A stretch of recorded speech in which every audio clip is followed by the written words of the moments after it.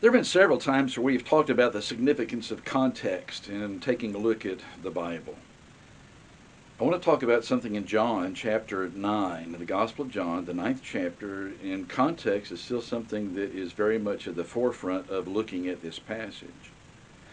To begin with, it starts this way. As Jesus passed by, he saw a man who was blind from birth, and his disciples asked him, saying, "Rabbi, who sinned, this man or his parents, that he was born blind?" And you wonder, were the disciples close enough to this blind man that he hears them talking? It really doesn't sit very well with a show of compassion on their part, but they're seeing it as a problem, a theological question to ask Jesus. Why is he blind? Is it because God knew he was going to be such a bad person that he struck him blind from birth? Were his parents so notoriously evil that that's the reason this man was born blind? Jesus said, neither this man nor his parents sinned, but that the works of God should be revealed in him. The sinfulness on the part of the man or his parents is not the issue. And that raises a topic that a lot of people have misconstrued, which may be another topic for another time. In the course of time, Jesus actually brings sight back to the blind man. It happens to be on the Sabbath. Pharisees don't like that. So in verse number 16 of this chapter, the Pharisees said, "This man," Jesus, "is not from God because he does not keep the Sabbath." Other people said, "How can a man who is a sinner do such signs?" And there was a division among them.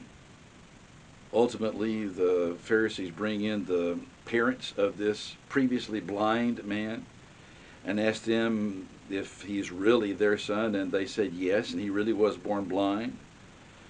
His parents make the statement, "We know that he is our son, and we know that he was blind." And then in verse 23, you need to talk to him. Don't drag us in the middle of this. His parents said, "He is of age, ask him." So they bring the blind man in, and they tell him, "Give God the glory. We know that this man is a sinner." Interesting conclusion. And the previously blind man says in verse 25, "Whether he is a sinner or not, I do not know. One thing I do know, that though I was blind, now I see." The conversation continues, and it gets more heated as the sentences continue to fly back and forth between the religious leaders and this man who now sees. The statement's made in verse 31 by the previously blind man. "We know that God does not hear sinners, but if anyone is a worshiper of God and does his will, he hears him." And there have been people for decades, if not centuries, that have looked at this verse and said, "Well, God doesn't hear sinners," and it says so right there. Who's doing the talking? You see, here's somebody that's not inspired. Would it be just as permissible to believe the Pharisees in verse 24 when they say, "Give God the glory, we know that this Jesus is a sinner"? Were they correct? Well, no. Then why would you take the word of somebody else that's uninspired and believe that he is correct? Keep that thought in mind and turn over to the book of Acts. In Acts chapter 10, there is a centurion, a Gentile, by the name of Cornelius, who actually is told to send for a man named Simon Peter, who will tell him what he needs to do to be saved.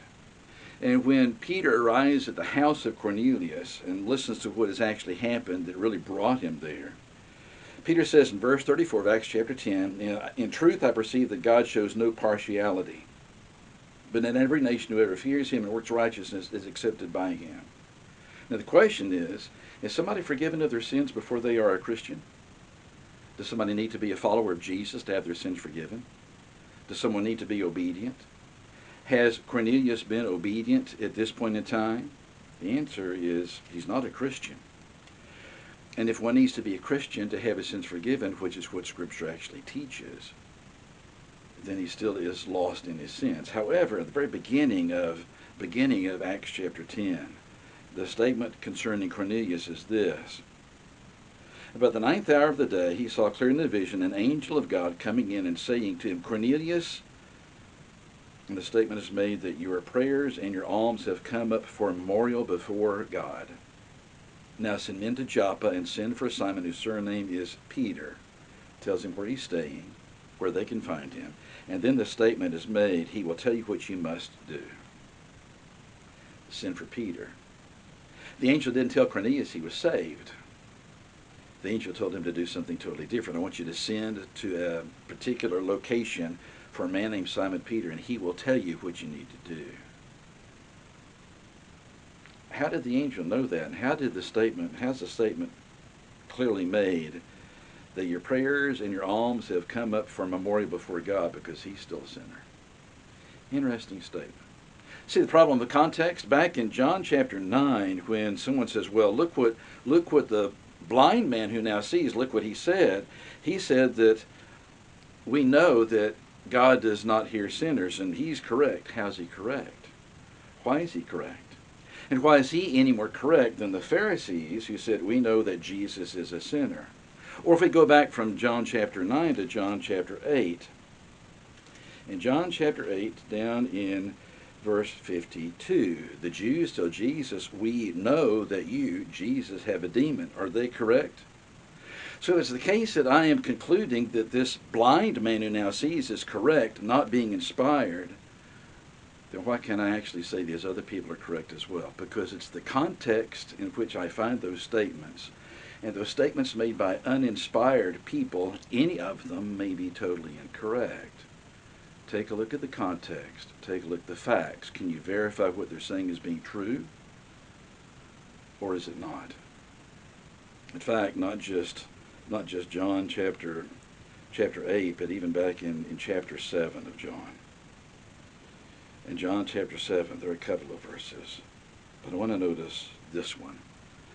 The crowd talking about Jesus make this statement in verse 27 of John chapter 7. We know where this man, Jesus, is from. But when the Christ comes, no one knows where he's from. Well, wait a minute, is that true?